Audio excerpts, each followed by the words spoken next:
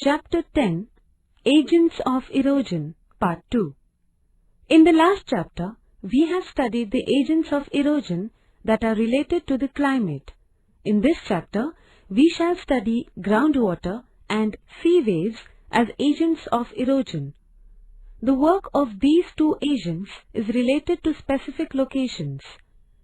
The work of groundwater is predominantly found in areas having pervious rocks, whereas sea waves operate in the coastal areas. A. Groundwater. Some of the rainwater seeps through the ground. Some water moves down through pervious rocks and along the cracks present in the rocks. On reaching impermeable rocks, it gets stored there.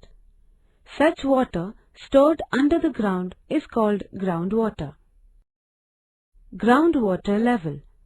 The upper level of the stored groundwater is called groundwater level. It varies according to the slope of the land, porosity and compactness of the rocks and the rainfall in the region. Groundwater level also changes according to the seasons.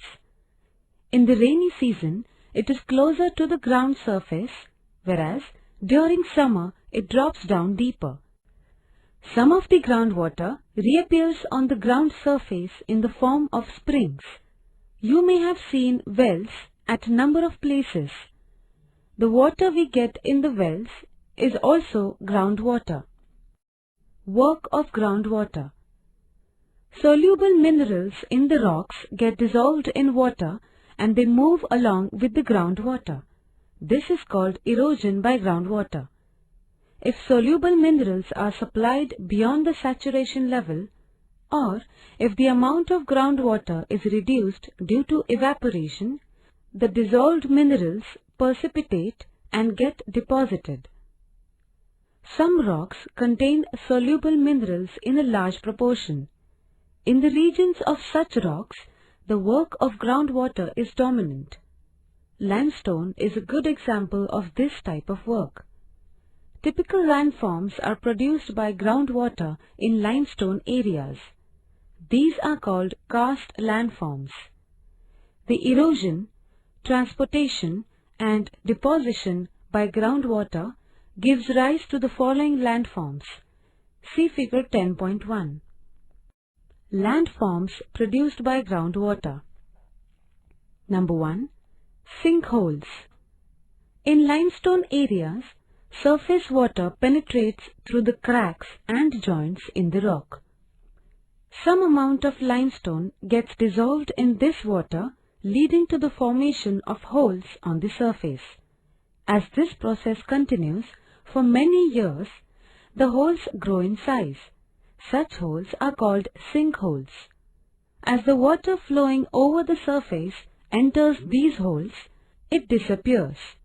It may reappear on the surface at some distance ahead. Number 2. Caves. The water that moves down through sinkholes continues to flow underground. If it strikes a compact and impermeable rock layer, instead of penetrating further, it starts getting stored and flows parallel to the ground slope. Minerals like calcium carbonate present in the rocks there get dissolved in this groundwater. Over a period of time, this process gives rise to caves. Such caves are present in Meghalaya and Andhra Pradesh. Such a cave is also seen on the Kanhur Plateau in Ahmednagar district. Number 3. Stalactites and stalagmites. As the water containing salts moves through limestone area, it trickles through cave ceilings. Part of this trickling water gets evaporated and the salts get accumulated along the ceiling surface and on the floor. As this process continues, the accumulations along the ceiling and on the floor grow, and this gives rise to columns. The column growing from the ceiling downward is called stalactite, while the one that grows from the ground upward is called stalagmite. Such forms can be seen in Bora caves in Andhra Pradesh and also in the caves at Kanhur near Parner in Ahmednagar district. B. Sea waves. In the coastal areas, sea waves perform the work of erosion. The location where the attack of sea waves is intense, erosion takes place on a large scale, whereas at locations where the force of sea waves is weak, deposition takes place. As a result, erosion takes place in some parts along the coast, while in other parts there is deposition. Landforms produced by the erosional work of sea waves. The portions of land projecting into the sea are called headlands. The basal portions of headlands get severely eroded. In such areas, rocky coasts are formed. Landforms produced by the erosive activity of sea waves are shown in figure 10.2. Number 1. Sea cliffs. Due to the continuous attack of sea waves, the base of headlands get eroded and it gives rise to near vertical slopes. This is called a sea cliff. For example, Harihareshwar and Bhagwati Bhandar. Number 2. Sea caves. When sea waves attack the base of headlands, some air gets trapped in the cracks in the rock and exerts pressure on the rock. As the wave recedes, the trapped air gets released in an explosive manner. This gives rise to tremendous energy. As this happens, frequently the rocks become weak and a niche is formed.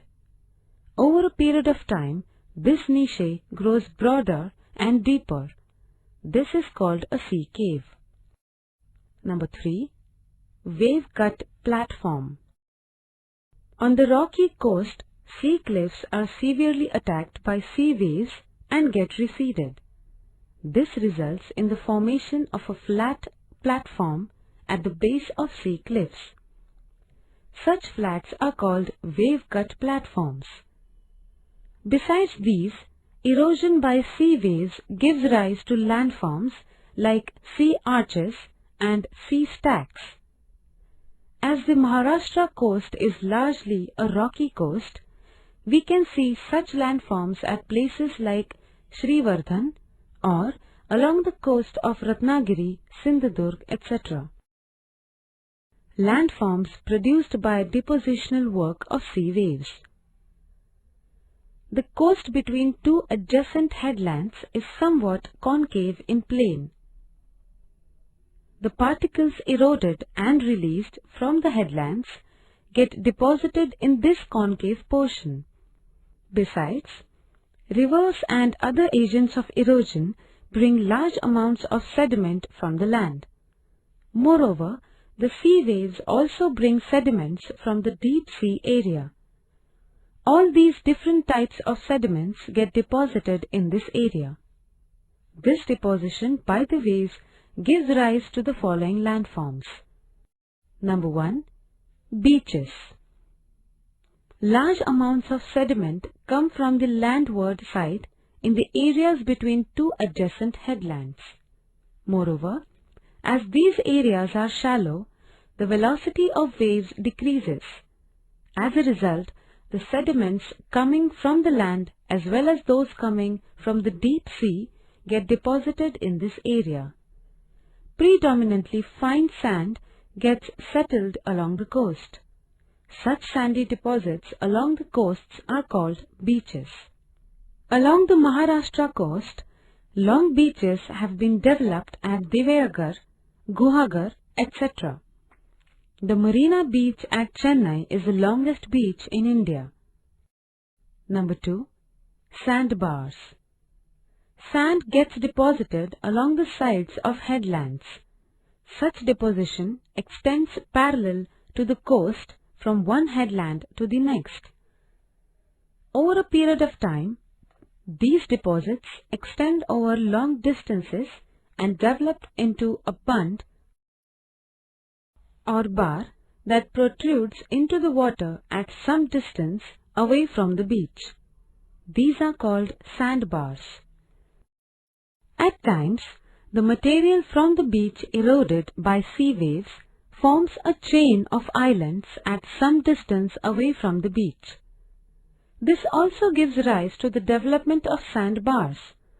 Along the Maharashtra coast, we can find such bars at Srivardhan and Revdanda. Number 3. Lagoons.